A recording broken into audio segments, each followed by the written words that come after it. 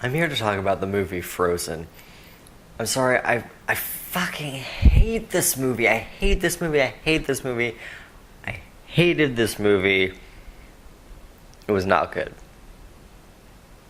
Now, if you disagree and you don't want to hear this, then don't freaking listen, because I am about to rant and not make any sense, except also hopefully make a compelling argument, so that should be fun.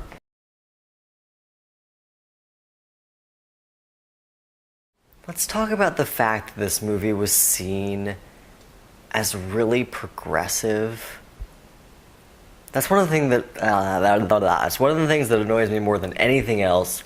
Is something that's seen as progressive, and I go and take a look at it, and I'm like, how the fuck is that progressive? Like, it might have a little bit of stuff that's like kind of maybe progressive, but not really, or is nothing really to sneeze at.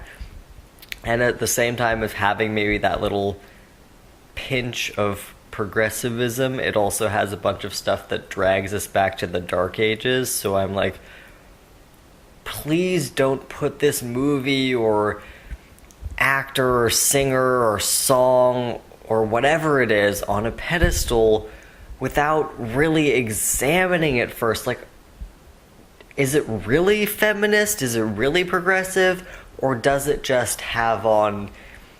Is it a wolf in sheep's clothing? Is it a not progressive movie in progressive clothing, and everyone sees it and automatically assumes it's progressive, and so then refuses to find any faults in it whatsoever? Now, I'm not saying that Frozen is necessarily anti-progressive or anti-feminist or teaching your children a lot of terrible lessons. All I'm saying is, I saw the fucking movie.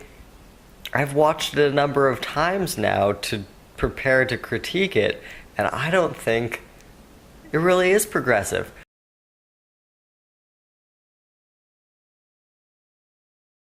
Let's talk about the main characters, Elsa and Anna. No, back up. Let's talk about people's standards for what is progressive, because I might not even be attacking Frozen at all for this main part of my argument. It pisses me off that what's seen as progressive has such low standards. And maybe, in the end, it is progressive because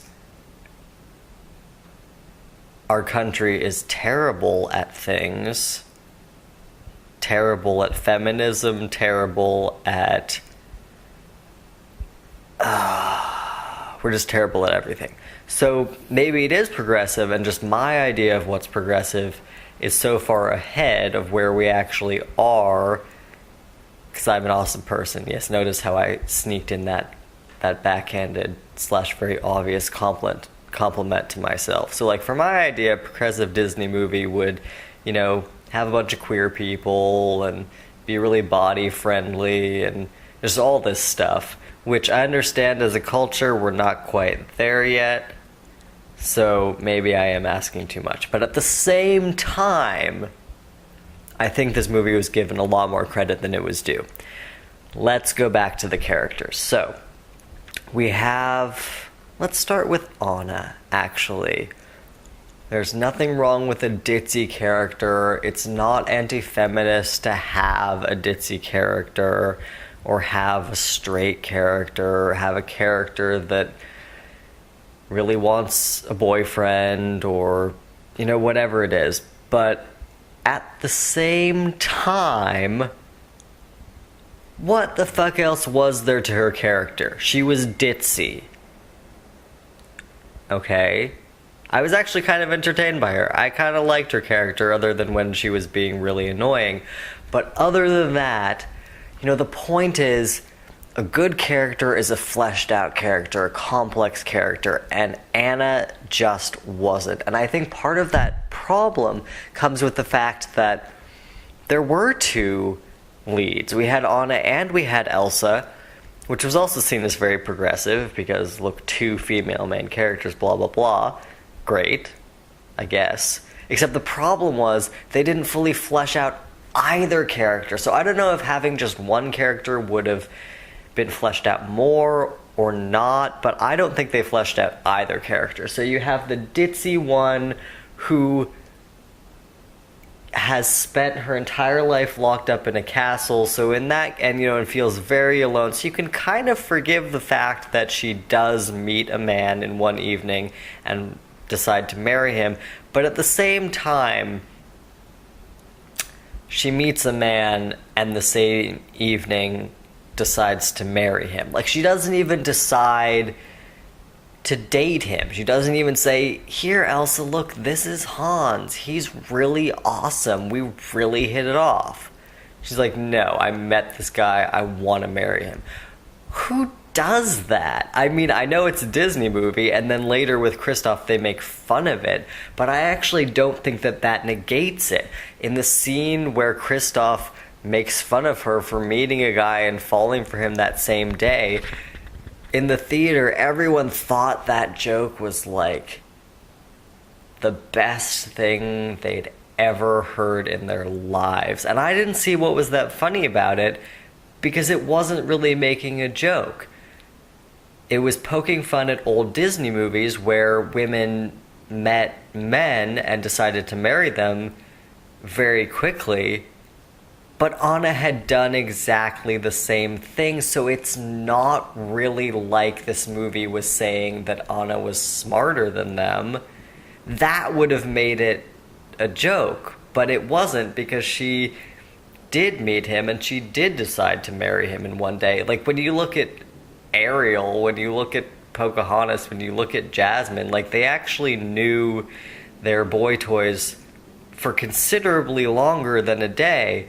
Granted, not a very long time at all, but none of them met a man in the same day, the same evening nonetheless. It was like, hey, I want to marry this guy.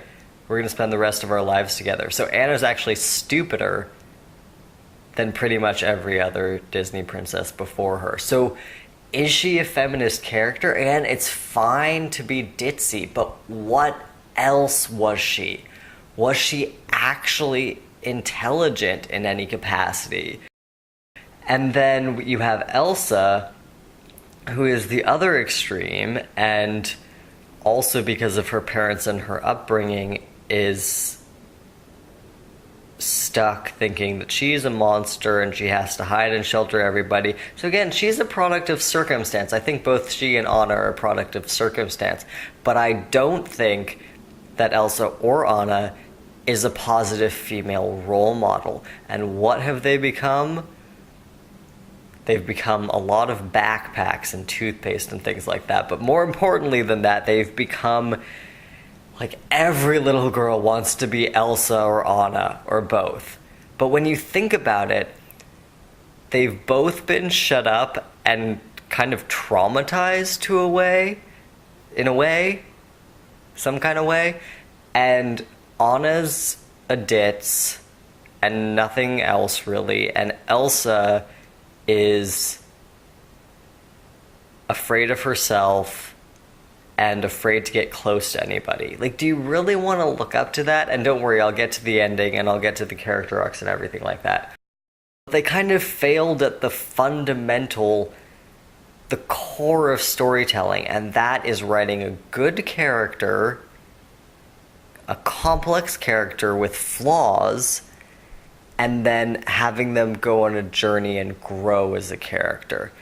And Anna and Elsa did both change, kind of, but not in any real significant way. They did become closer as sisters, and that's very important, but how did they grow and change? So let's look at Anna first.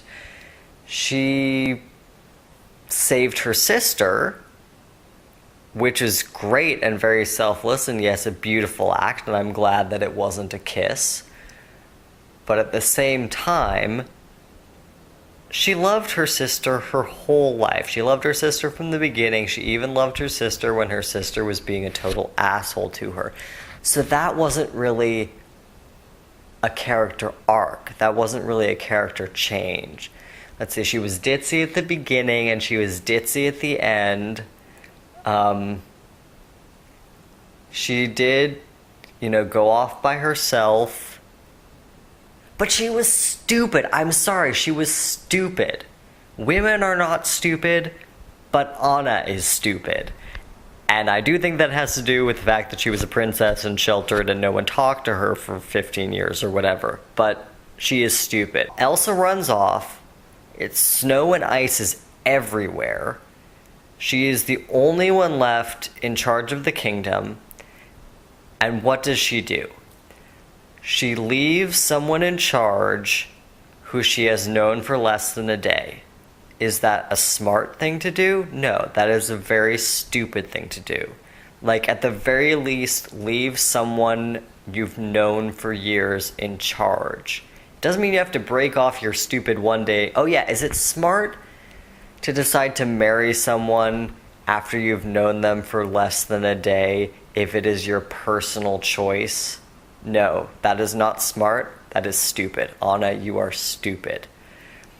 So she leaves her entire kingdom in the hands of someone she just met. Now, it turns out he's an evil sociopath, but even if he wasn't,